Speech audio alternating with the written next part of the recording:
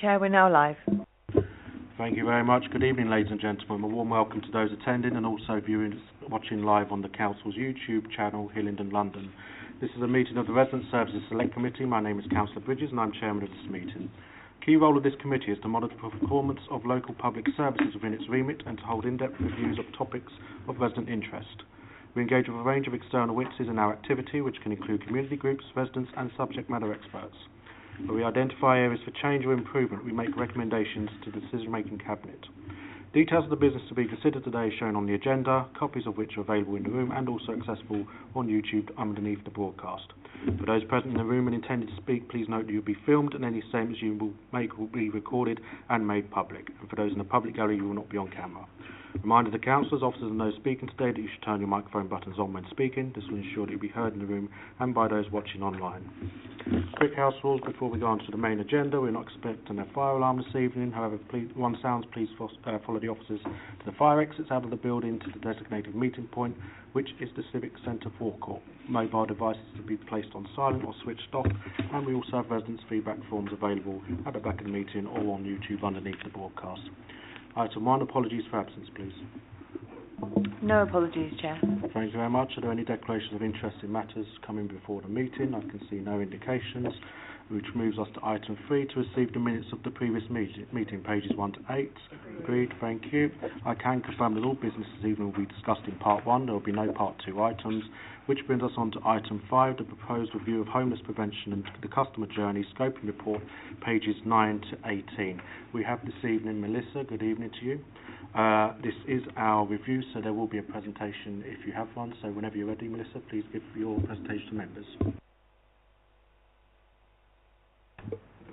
Thanks. So yes, this is a scoping report just on the review of the homeless prevention and customer journey. The aim of the review is to look at our housing advice and homelessness service with a particular focus on our residents' journey through the system and the customer service. The review is looking at how we could potentially improve our customer journey and better support our residents through the process and improve the resident satisfaction in the way that they access advice and support. In terms of a reference here are to look at gaining a thorough understanding of how a customer moves through our system, make sure that we're reviewing service users' feedback, and to look at how other local authorities may have different models of service to see how we can best improve and use best practice.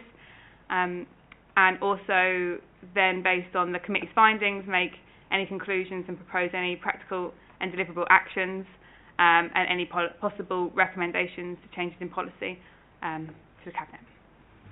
Thank you. Thank you very much. A very brief and comprehensive report. Sorry, get my tongue twisted. Questions from members? Are there any? Councillor Gohill. Thank you, Chairman. I think it's actually more of a question to you. I noticed in the report there was a suggested witnesses. In my ward we have Olympic House, which does service temporary accommodations, shelters. I wonder if we can contact someone from them to give their point of view for the scope of this review. Thank you, Councillor Gohill. I'm happy to take that suggestion on board, and we'll certainly look at that and invite them if we deemed it to be acceptable as part of the review. Any other comments or questions? Councillor Farley. Thank you, Chair. I mean, overall, I'm content with the approach. However, I do want to bring up the request I made last month with witnesses such as the social prescribers. I know that there was a concern it may be stepping out of the remit. However, I would argue that is not the case, because we're looking at the witness to feed into the service that sits under resident services and what the mental health impact of the service, how it impacts on people moving through it. So I would argue, and hopefully that it will be taken on board, that we should have something from there feeding in as a witness to what the service is doing to residents passing through it. Thank you. Thank you, Councillor Farley. I'm open to the suggestion. I'm just mindful that the witness sessions are quite packed on some of these, particularly witness session 3, where that would probably fall under. I'm happy to discuss it further with you outside the meeting, perhaps, and see if we can accommodate it. It may be the case we need to push it into an additional meeting, perhaps, but I am just mindful there's quite a few people on that list of attendees we're proposing at the moment, so we just need to look at the logistics of that, I think. If you're happy with that. Councillor Gardner? What I thought was, as Melissa will know, all of us got a lot of heavy-duty housing cases. A lot of people, in terms of being service users, probably wouldn't want to come here. They wouldn't want to say anything, but maybe we could ask them to write about their experiences. I mean, I've got plenty of emails of people saying what they've experienced, because the bottom line is they can remain anonymous, but we can still know. I mean, they've got to be obviously legitimate, but I mean, there will be cases that we've got that Melissa and Dan Kennedy and people like that know. So I thought that would be better, because rather than having somebody sitting here explaining it, I mean, they might be embarrassed. I fully agree, Councillor Gardner. This committee does have the right to not only discuss issues in this meeting, but if we want to go out to witnesses, we're quite capable of doing so in a different setting. If we're at their home or in a venue that the council can arrange separate outside of this meeting, that option is available. So we can definitely look at that, Liz, if you can make a note of that. Yep. Councillor Smallwood. Thank you, Chair. Yeah, on the other select committee I sit on, chaired by Councillor McMahon, Children, Education and Families Select Committee. We do have some of our witness sessions in private, part 2, where they do actually come here. We've also explored where we've done things during the day where a smaller group of councillors, maybe one from either side, have gone along and questioned. So I think there is, on some of that more personal stuff, where maybe people don't want to, not that everybody's watching, but the world and they don't want potentially the world and his wife to be able to get it forever. That might be another option that we could explore. Again, fully agree. But just to take the point that Councillor Gardner raised, some of the individuals we may be speaking to may not even wish to come to the Civic Centre. It's too formal, sitting around the table, and we might just be better off going to see them very informally and just having a chat. But we can take that as and when we see it. Councillor Gardner?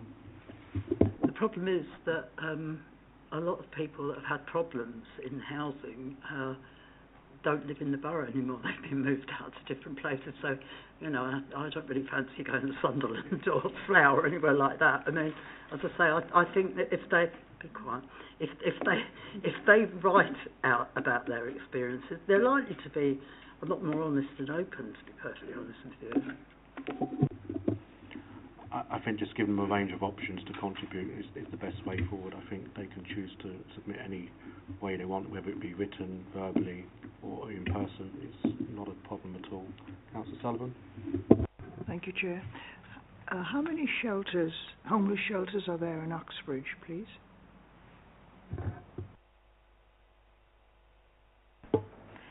Specifically shelters, I'm not aware that we do have any specific homeless shelters within Uxbridge other than one roughly for accommodation that we have.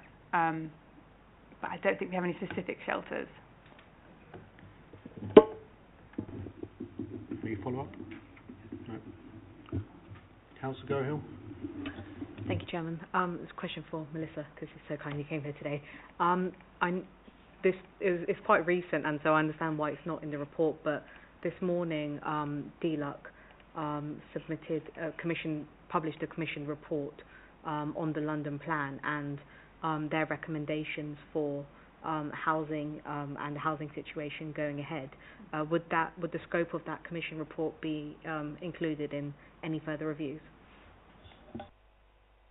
I think that, yes, some of it will be included in the reviews. As you said, it's obviously quite new. It will certainly be part of the work that we're doing with our ongoing plans. Something that we've mentioned within this is that we currently have an improvement plan within housing, Project Neptune, and it will certainly be picked up as part of that as well. Councillor Puncher. Thank you. I'm not sure if this is a question or just something that is a statement, and Melissa, I spoke to Dan Kennedy about training, and I saw that you've got there's a training officer and they're doing that. I just wanted to understand if there is going to be in the scope of these reports, is there a framework that is being worked for? So how is that training being measured? Because what are people being trained on? How, is it to improve services? So is there a level of like what that framework looks like so that training can be measured? And then the outputs against it, because I think that's going to be really important across this whole scoping report. So we do have a training matrix at the moment that is identifying any gaps that we have in training, and we're looking to address those.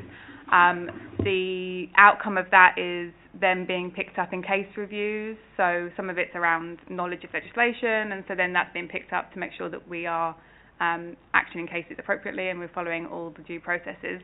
The other thing that we're currently doing is looking at customer feedback ourselves and how we can then measure customer satisfaction. Yeah, of course. Thank you, Chair.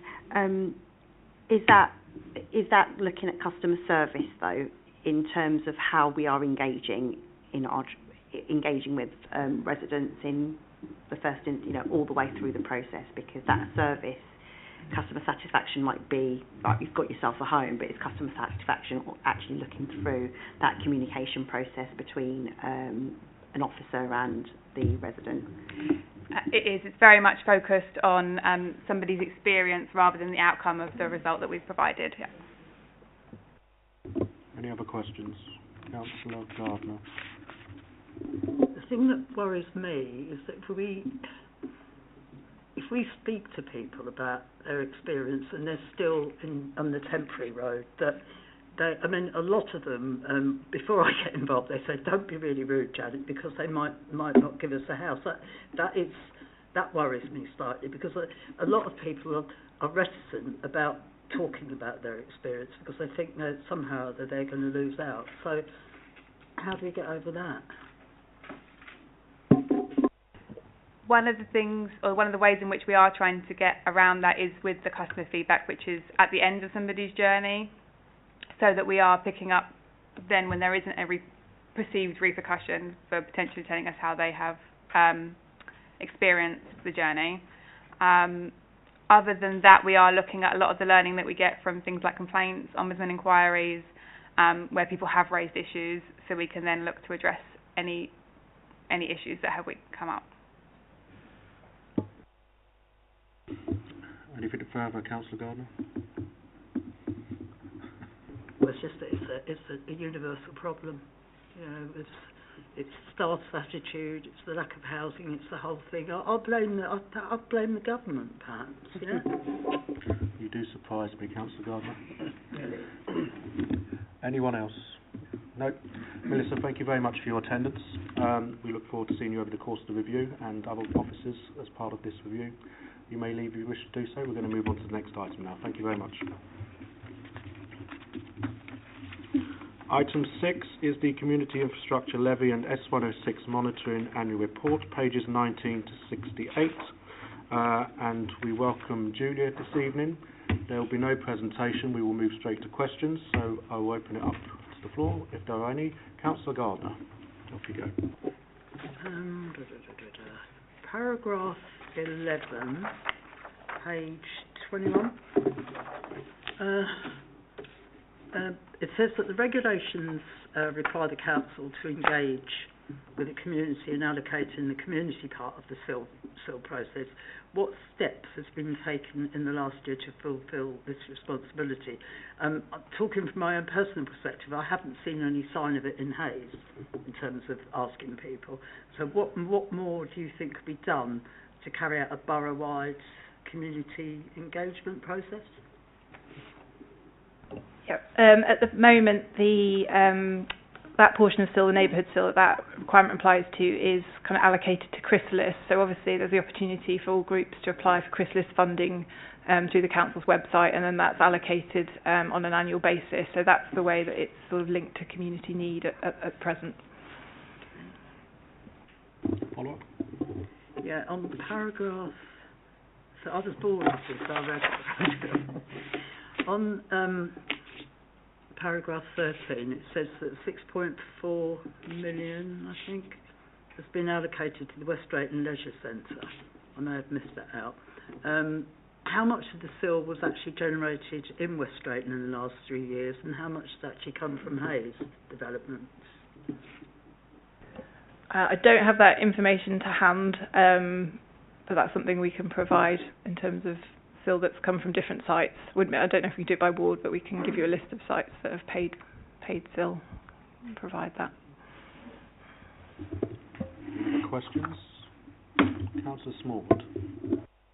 It was more just to follow on from Councillor Gardner's point, and how pleased I was to see such from the projects that are there, especially when you start to top them up monetary, that how actually there was more money going, it's great, into the south of the borough than there was in the north of the borough on some of these projects when you add it up. So I just thought that was a really good news story that maybe just needed airing and recognising.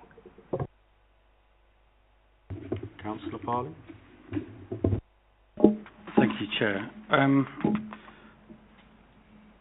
I agree. It's great stuff is being done with the money, certainly. However, I am disappointed that we are here again with a report that, when we've asked for and we were sort of promised that we were going to get detail as to where money came from and what it was allocated to. So what we've got here is what it's been allocated to, but where's the money come from? So I accept SIL goes into one pot and you do what you do with it. But for Section 106, it's supposed to be in the vicinity of those where the money's been generated from. And with this new system that was outlined to us probably a couple of years ago now, we were told that when it comes online, and apparently it's now working and all singing, all dancing, we should be able to have the information that we asked for, which was to get from point A to point B, where's the money coming from, and what it's being allocated to. Because I do wonder, therefore, what the definition is, if we can't see it, how we're able to sort of monitor this and give it the scrutiny that we're meant to be achieving in this committee. Thank you. So the infrastructure funding statement that's linked to the report, section 3.21 onwards, has all your individual section 106 allocations and expenditure for the last financial year. So this covers 22-23. The system we bought in came in November 2022. So anything after that, we're able to pull out through the system. And there's a list here as well in terms of the agreements that have come through. I'm just trying to find it in the report. But yeah, most of the information should be in the infrastructure funding statement. That has a statutory list of things that we have to publish. And all the agreements are available online as well. So they can all be viewed on the planning system. But yeah, we've sort of met the statutory requirements in terms of the information that we need to publish. Councillor Farley, do you wish to have a follow-up? Thank you, Chair. Okay, so what we're saying is that the council is publishing it because it's publishing what it needs to under the law. But we've asked at this committee previously to get an understanding about where the money's coming from and how it's being allocated. And forgive me, but this report I'm looking at doesn't give me that. It tells me it's been allocated to certain divisions within the council. It tells me certain projects, but I don't know. So, for example, Minette Country Park improvements. What funded that? What was the project, the fund or projects that funded that? And that's what I'm trying to get to. And forgive me, I don't know where I'm looking for that. I mean, lots of projects and things and agreements that were signed, but again, linking that to specific things that were done in the borough, that's where I'm unfortunately lacking. Thank you. Yeah, that information all goes through on the Cabinet Member report when it's allocated. So Minette Country Park, for example, is funded by the Southall Gasworks site that's in Ealing. It was a site that's, because it's on the border, it's got funding coming over into the borough. But yeah, appendix, just trying to find it. 4 of the infrastructure funding statement lists all the agreements and all the individual clauses in each of those agreements. It is by planning application reference. I can take on board that we can put the address in next year in terms of the table just to assist, and I could probably ask for that information to be produced to assist if that's helpful. And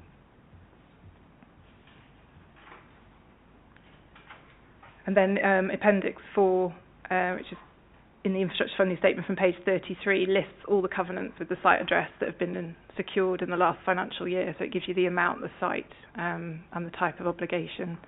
So we're getting there in terms of just pulling that information through. But yeah, I'll take on board that we can include the address to make it a bit clearer from some of those sites. Councillor Smallwood. Thank you. Just following on from Councillor Farley's point, which I think is fair. Am I to understand that the information is there, it's just because you've got to sometimes like dot the dot, right? You've got to dot a couple of dots and you've got to put them together. We just haven't merged the dots together. We could, if I was to put one of those planning applications into the planning portal, I would be able to see where the money came from and what it was. Fine. Thank you very much. Thank you, Julia. If I could just ask a question for myself. Maybe I've misread the report, but we can charge a 5% administration fee. Why are we only charging TfL 4%? Yeah, that's because we have to pay 1% to TfL. We're doing all the donkey work, basically, for them. Yeah, so that's how it's split. So it's 5% in total in legislation, and for the mayoral SIL, the borough takes 4% for doing most of the work, and then TfL we pay them 1%. No way we can charge TfL extra, given that we're doing a lot of the work for them. I'm sure they'd do the same to us if it was on the other side. Any other questions? No? Julia, thank you very much for your attendance this evening. We will note the reports, and you may leave if you wish to do so. Thank you very much. Our last item to be considered this evening is the Local Flood Risk Management Strategy, pages 69 to 114, and we have Ian with us this evening. Good evening. Again, we will not be having a presentation. We will go straight to members' questions, assuming they've all read the reports, and I'll open up to members' questions. We're starting with Councillor Smallwood. Thank you, Chair. A couple of questions from me, and Ian knows this is a subject, especially to the residents that I represent in Ruislip, close to many of their hearts. So I just wanted to go through a few bits which him and I have actually discussed in the past. Just number thing is just a housekeeping thing for you, Chair, actually. We obviously are in the middle of the consultation with residents, and whilst it's great to have this here to discuss it, would it be possible to bring it back at a later date once we have the full strategy, or the proposed full strategy, so that we can scrutinise it? Yep, Councillor Smallwood, completely happy to do so. This isn't the first time a flood prevention strategy has come before this meeting. It's come before us on a number of occasions previously, and I'm sure that won't be changed going forward. We will look at it after the consultation, when the work programmes allows us to do so. Okay. Thank you very much. Just in relation, just a few things, just that I just think the report maybe just could do with beefing out on, maybe you could help me just a little, is in and around meeting our statutory obligations if flooding happens. There's some bits about there what residents should do, but there's not necessarily a lot on what maybe the fire service, the police should do, what residents should expect from the police, fire service, from the council, etc., etc. So we could get that. The other thing is around since the sort of the Great Flood of 2016, as we probably call it in Ruislip, the amount of permeable areas, God, that's a word and a half, isn't it? Permeable areas across the borough is probably reducing, as we see, some tarmac replacing things like paving, and we have car parks that potentially haven't always been SUD compliant, although I know we're looking at that harder, and what we're doing to ensure that SUDs is incorporated to everything the council does, a little bit more difficult with private work. And then I'll just ask one other question, not one on this sort of thing. Do we believe that our flood adrift register has all the areas of concern that are covered on it, and that we are looking at plans potentially for that, or do we think there are some that are missing and may need updating? This is probably the highest level of scrutiny and detail that I've gone into, so this is a subject I get a lot of emails about, as Ian is aware. So I'll just start with those ones, if that's all right, please, Chair. Thank you. Thank you, Councillor. So In terms of meeting the statutory obligations, what should emergency services do? I've made a note of that. So, as you rightly point out, the document's in consultation at the minute, so we're able to make some changes following the end of that. So I've made a note of that, and if that's missing, then I shall rectify that. In terms of suds and permeable paving, it is a big bone of contention. I know it is a big bone of contention for residents as well. There is a section within the local flood risk management strategy which is trying to get residents to understand their role in helping manage flooding. So it's not just put all onto the risk management authorities such as the council and Thames Water and so on, and reducing the amount of impermeable paving is absolutely vital in that. So more garden areas, which obviously has dual benefits from an ecological perspective as well. Moving forward, there's another part of the Flood and Water Management Act which we are anticipating coming into being enacted this year, towards the end of it, which is for the council to become what is called a SUDS approval body, and that means it's basically a separate planning process for any developer. So it's not just council schemes. We have policies at the minute requiring SUDS on new development.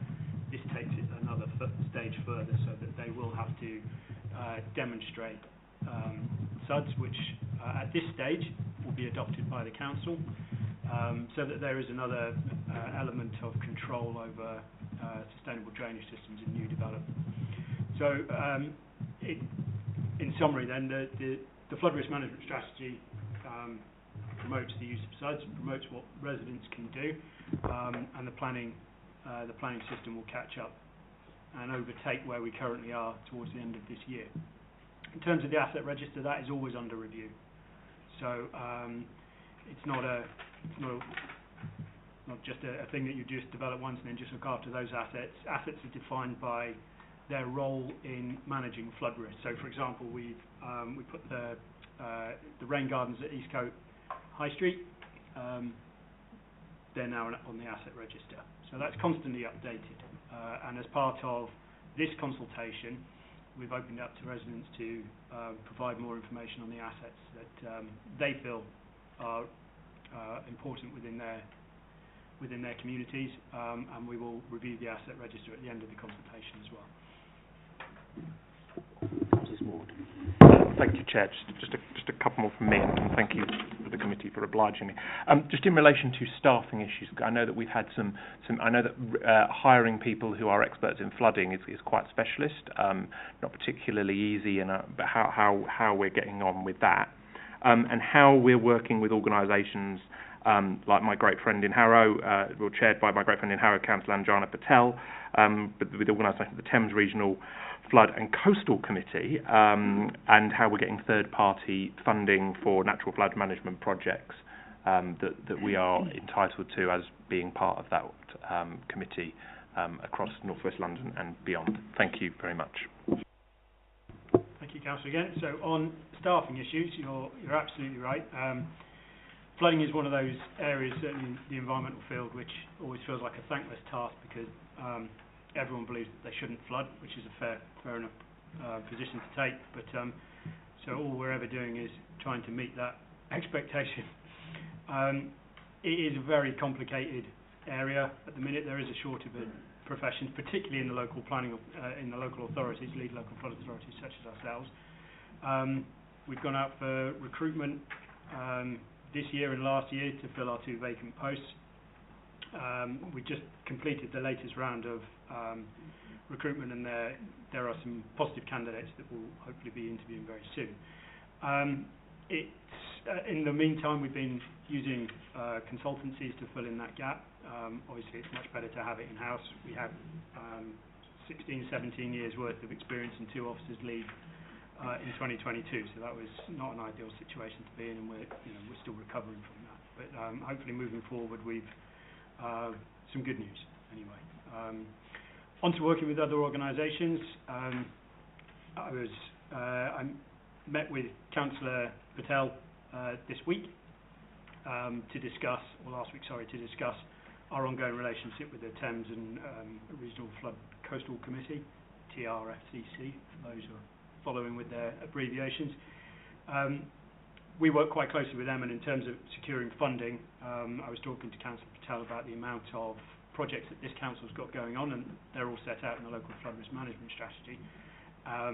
And we prioritise delivering projects, certainly in the space where we've had some staffing issues, and we've made some really good headway with a lot of projects. They're all listed in the strategy, so I won't go through them all. Delivered several more over the last couple of years in the north and the south of the borough, so good coverage throughout. And I think our work on projects is pretty good. We work well with our corporate property team, so we're not just silo working in the lead local flood authority. We do work across the council, and project delivery is one of the things that I think we do very well. So in terms of funding, we're good at accessing the funding from the Environment Agency and through the TRFCC. There's always more we can do. We've got 3 or 4 more bids going in shortly. We've got about 8 or 9 projects already on the go. So yeah, in terms of projects, that's one of the areas I think that we are performing very well at, I would say. Thank you. Any other questions? I see none from the Labour side. Councillor Sullivan. Thank you, Chair.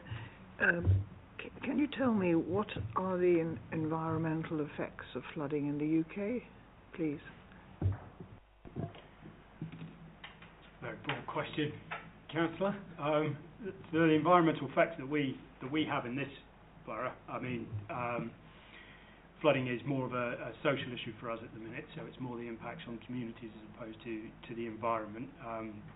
The natural course of floodplains, it floods should flood green spaces anyway, and that actually has a positive in most instances. So our predominant area of concern is making sure that it doesn't hit the communities. We are looking at more natural flood management techniques where we actually allow some of our green space to flood for positive reasons because it has a benefit in terms of wildlife and the rest of it. Is there any specific element of the environment that you wish to focus on, or? I was just thinking about the destruction of wildlife when there's flooding. Animals breed fish, and that's what was my question. So it's not really a major part of the strategy at the minute. Most wildlife adapts to flooding because it's short term. It's very short term, goes away pretty quickly. The issue is obviously with the communities where the long term impacts are. So we do, in terms of our climate strategy as well, which also links heavily with our flood risk management strategy, we are looking at the biodiversity impacts of both and linking up the issues, but our focus and our attention at the minute is to prevent flooding to communities. The work that we will do on biodiversity and with our responsibility that came in through the Environment Act last year, we will look to do biodiversity plans and look to link up where that sits with flooding, but our priority at the minute is with the communities that are impacted. Councillor Farley. Thank you, Chair.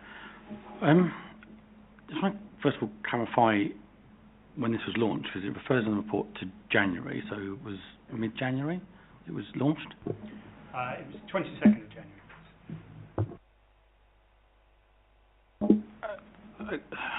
So I looked on the website to see where it was. I think it was an update that was done yesterday. There's a stamp date on it with the 12th of February, so I'm not sure what was done to the web page, but anyway. So I wanted to clarify that point. I'd like to know, sort of following on from that, how this is being promoted, because I've looked on the council's social media. I can't see any references to it, so it's been running for a number of weeks. So I'd like to know how it's being promoted other than on the council's website.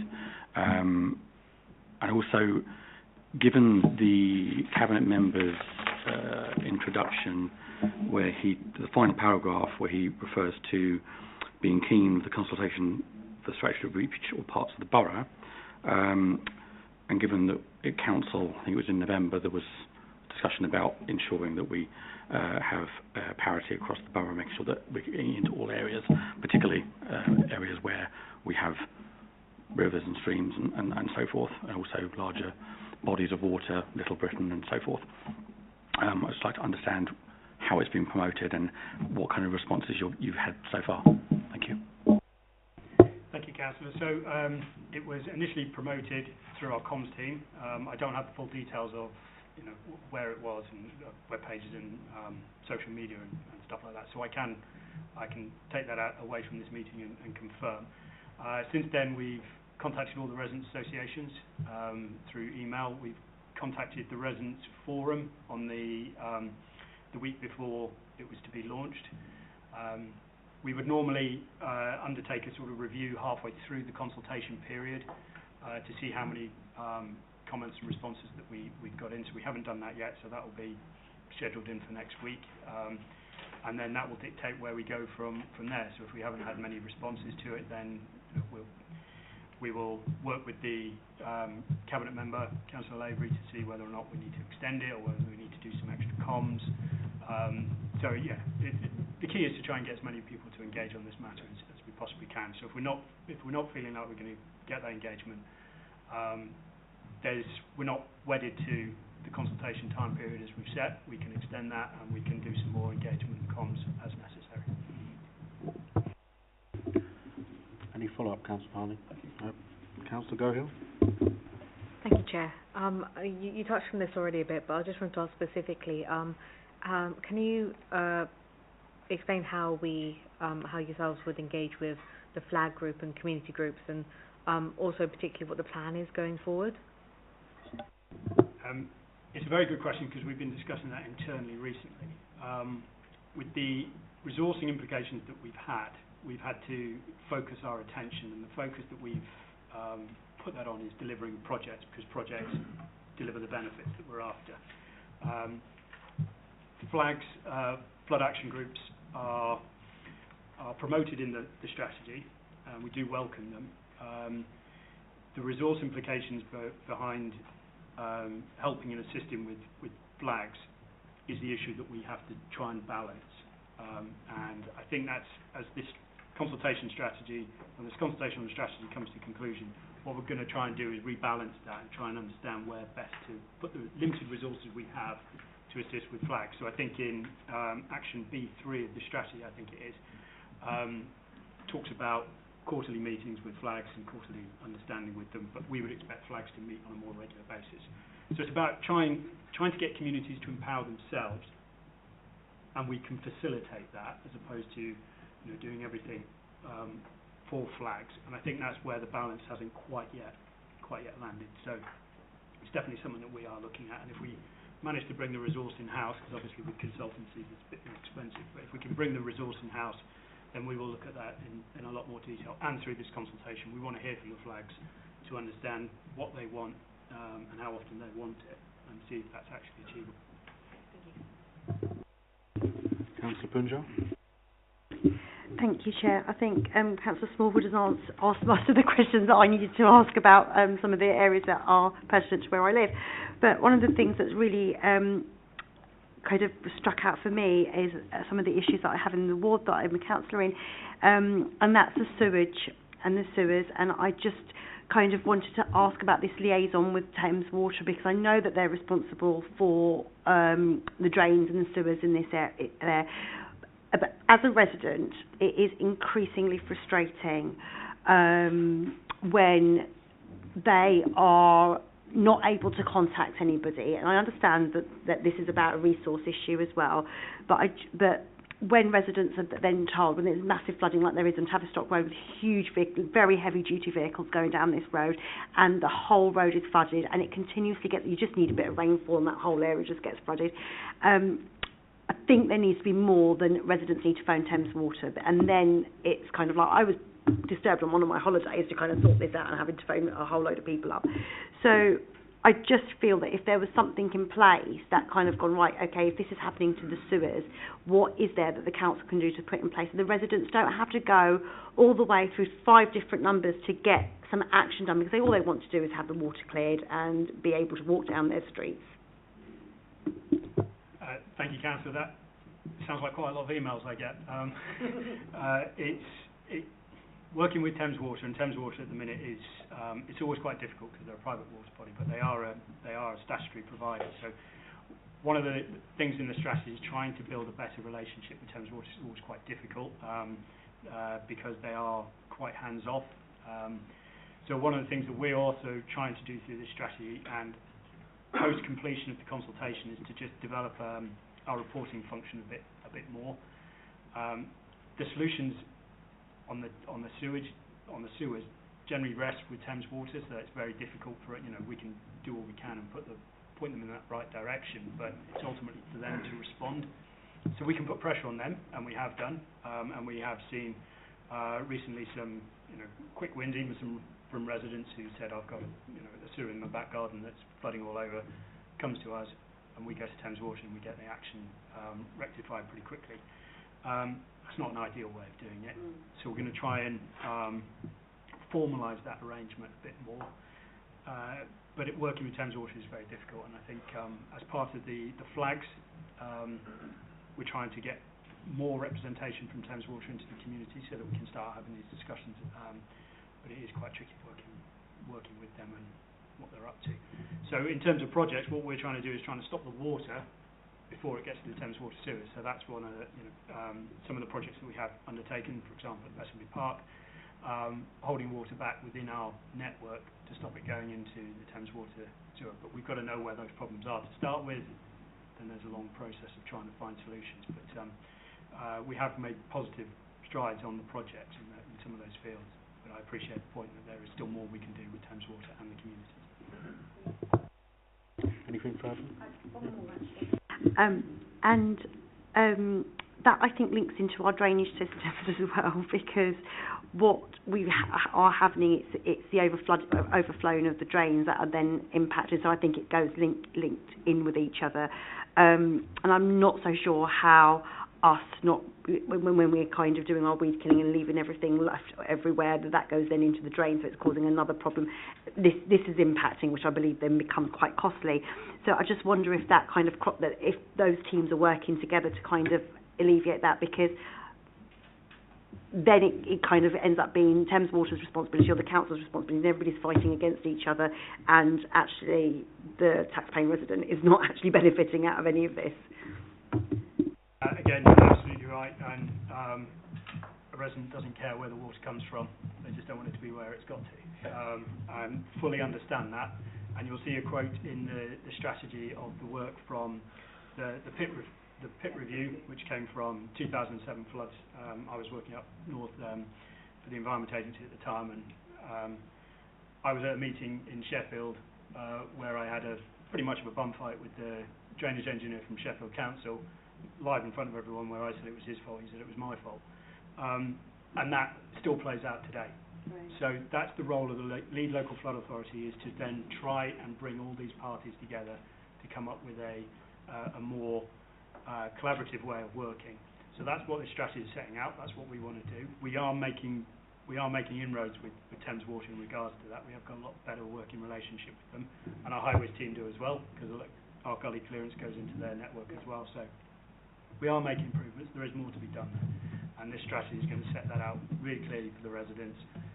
We'll do an annual review, so that will tell everyone how we're getting on with Thames Water. It's never going to be perfect, but I think we are making positive strides. Councillor Smallwood. Thank you, Chair. Just a couple more from him, and I promise I'll be quiet. Appendix A, the plan. I might have been being slightly dim, but I couldn't find it. Certainly not on the consultation website, and it wasn't part of this pack. So I just wondered if you could go away. It might be me, Ian. It probably is, but if you could just go and check. I did spend quite a bit of time looking for it. And then I just wondered how we hold, just a quick one, how we hold the EA and Thames Water more to account. You do it incredibly well with HS2 in one of your many other hats, and I just wondered how we do better, because sometimes they are, I mean, look, we're live on YouTube, so I won't use some of the words I might want to use, but they are not the greatest. And then just to lead on from Councillor Farley's point, I think this consultation is quite particular in the sense of it doesn't necessarily affect everybody, and I think actually the work you have done, whilst they mightn't always like the answers we give to engage the flag groups, the residents associations, etc., has been quite good, and also to recognise some of the work that our residents do more broadly. People in my ward like Stephen and Graham and John, who actually go into the woods and do natural flood management. There can be where we get it right, there can be some very good collaborative working between us and residents. So I just wanted to recognise that. So yeah, just those 2 points on the Appendix A, and very difficult one on how we hold the A and Thames Water and other bodies more to account. Appendix A is in the report, as opposed to a separate one, unlike Appendix B and C. So that might be where, so it's actually at the back of the report. Appendix B and C are separate. Holding the Environment Agency and Thames Water to account. I think we talked about Thames Water and the difficulty with that. I mean, again, in terms of flood risk, you can never do enough, and we're always accused of not doing enough. And I think that's, that reflects in some of the work that the Environment Agency do and Thames Water do. But I do think a lot of the projects that we've delivered recently, including Thames Water, have just funded £120,000 to do some works around Brook Drive to keep water out of the network up in Ruislip. Environment Agency is basically our source of funding for most of the work that we do. The Environment Agency's got a £500,000 project up around Ruislip as well for property level protection. So I think sometimes we're quite easy targets because we don't have all the answers and we don't have all the solutions that people are looking for. There is more that we can do working together. I think you're absolutely right on that, and this comes back to the point I was saying earlier about we're the lead local flood authority. It's our duty to bring everyone together, and I think we are doing much better than we were, but there is a lot more to be done. We've all got our own competing aspirations and ideas, but ultimately our job is to manage flood water as best we can. Councillor Bunja? Yeah, I just wanted to address that comment, please, about the fact that this doesn't affect everyone. Everybody's roads are drains and sewers, so it may not have parks and Ruislip Woods or anything like that. And the work that people do, and I volunteer to build those dams as well. But people do have sewers and they do have drains and they are on their roads, and it is up to us because we don't have a residents' association in Useley, so they won't have access to that, and that's really important to kind of make sure that we address all communities across our borough, not just certain ones that have residents' associations. Thank you. You're absolutely right. I think we've got about 40,000 properties at risk, shown at risk of surface water flooding, and another 6,000 or 7,000 shown at risk from fluvial flooding. A lot of the places that are not shown at risk of flooding contribute to other areas at risk because of the drainage and hard standing that we've already talked about. And obviously a road floods, A40 is a classic example of the road flooding, and then hundreds of thousands of people are there for, so there is the impacts are far. In terms of project, we don't just respond to resident associations' needs and the flood action groups.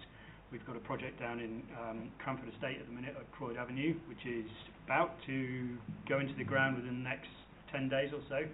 That's another SUDS-related project, so just drainable drainage systems within the park there. We've got second phase of that is being designed up at the minute as well, so that's Pinkwell Park. Elephant and Court Park we did last year as well. We're still working with the Environment Agency on the phrase. So our projects are all over the place. They're not necessarily put forward by residents' associations. They're where the risk is the greatest. Kings Hill and Hayes End is another one at the minute that we're looking to develop further. Joel Street is another one. So that there's a lot of projects all around the place. So and I think it's important that the flags come together and tell us. Once the community groups are there and they put pressure on us, then we can respond. So that's part of this consultation, is hoping that we can get some more of those community groups together to talk about flood risk management. Councillor Gardner? Yeah, where I live in Dawley Road, it frequently floods. On a good day, you can get floods that go right across the road, and every time people come out, they say that's because they're really old, the sewers or the drains, and that's tough. It's basic, that's what we're told. And sometimes, if the rain's really bad, it will go in through the front of the properties and into the porches. So what are the residents supposed to do there? And there is a residents' association there, because I run it. Thank you, Councillor. It is a tricky one, because that's Thames Water Sewers again, and their statutory requirement is to manage drainage network to cope with what they were originally designed to. So new sewers have a slightly higher specification, more capacity, but the old ones are designed to accommodate whatever they were designed to originally accommodate. So when you're talking about flood events, it's not much that they have to, by statutory powers, obligations, hold back within their network. So that causes a big problem for us, because that network might be working perfectly, it's just not got much capacity. And there's no requirement on Thames Water to then improve that capacity. So we're relying on goodwill, good faith from them. Alternatively, we identify through the Environment Agency funding routes, and we start a project in relation to how we can best get that water off the network. So that's what we're doing at Kings Hill at the minute, and Hayes End is a good example of that. We have a critical drainage area there, so we've got to come up with a project that stops the water getting in the sewers in the first place. Any follow-up, Councillor Gardner? Maybe if you need to get money, you could use 106 money. What? 106 money. So Section 106 is, you collect Section 106 to make a development appropriate and policy compliant. So that development has to manage its surface water drainage system. If it didn't, it wouldn't be approved. So we wouldn't normally get Section 106 from a developer to solve an existing problem, because that problem isn't created by that development. So that's how Section 106 would work. Community infrastructure levy, that's a different issue. Won't go back into that. So that in terms of funding, our options are very limited.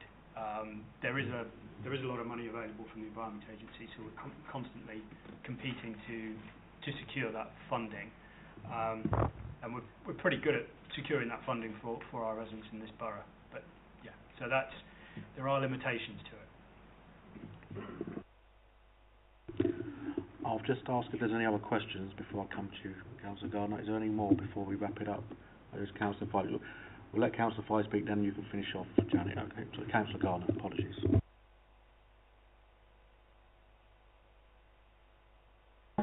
Thank you, Chair.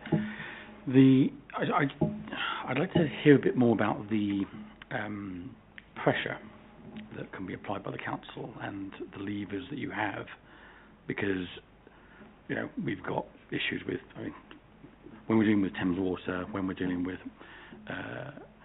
the Environment Agency, you'll obviously be very aware, as you've already mentioned, the Fraser River and all the shenanigans going on down there, but we've also got the sewer under the road at West Drayton Station. I had to go on social media to get Thames Water to fix that drain on the green.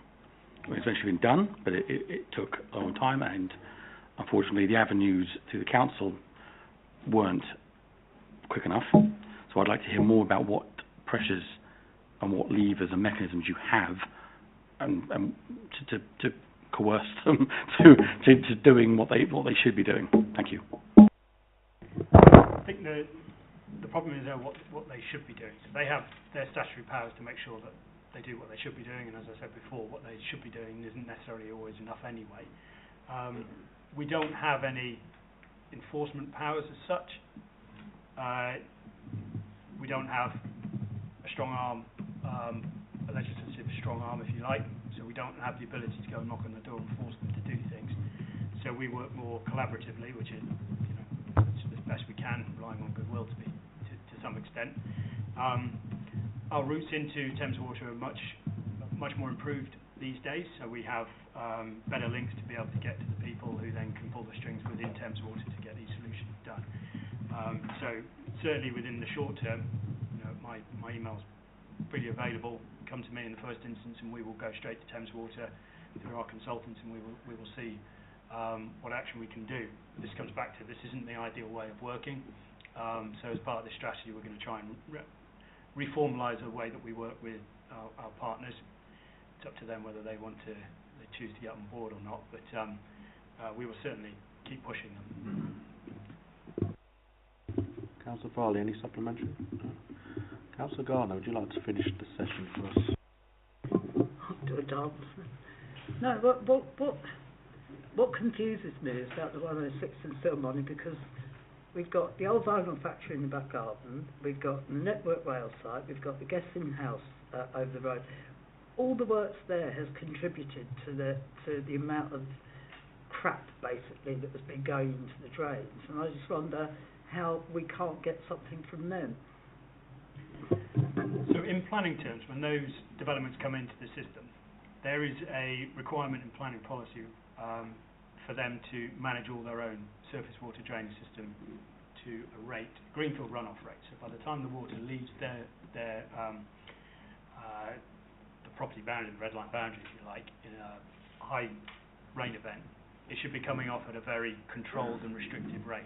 So that is the requirement on the new development. If it didn't meet that, it wouldn't get approved. Now, because it meets that, it's not creating a problem to be solved, and you can't use new development to solve an existing problem, because the Section 106 requirement is to make that development acceptable, and that development is in planning policy terms. So it's very difficult for us to be able to ask a developer to solve a problem elsewhere. That's just the way that the planning system is. There's no statutory requirement for us to do that.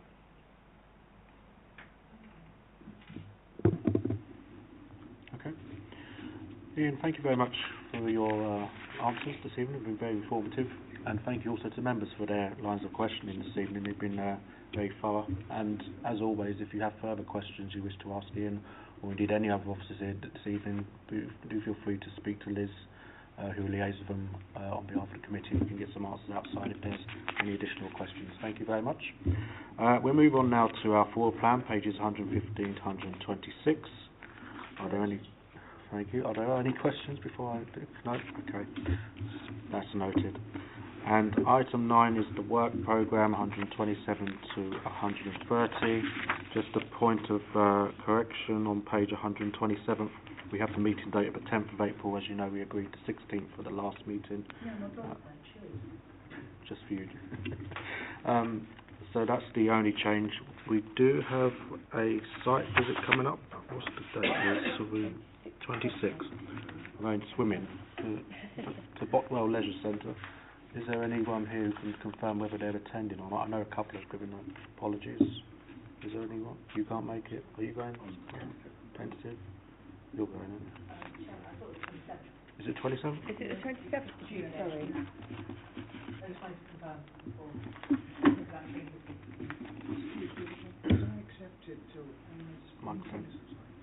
I accepted, but the meeting SNB's come up, so That's I fine. sent my apology. Yes, apologies, Councillor Gohill, this is the 27th. In which case I can make it. As we do have a number of vacant slots, what I will do as best practice, as I've done previously, I will invite newer councillors who aren't on this committee the opportunity to attend, so it gives them an experience and they can also see for themselves our frontline services. And exactly the same for the Labour side, if they have any new councillors or any councillors for that matter who wish to attend in place of someone who can't who's on this committee, then by all means feel free to invite them and let Liz know. If that's noted, that's all for tonight, and I declare the meeting closed at 8 o'clock. Thank you very much, everyone.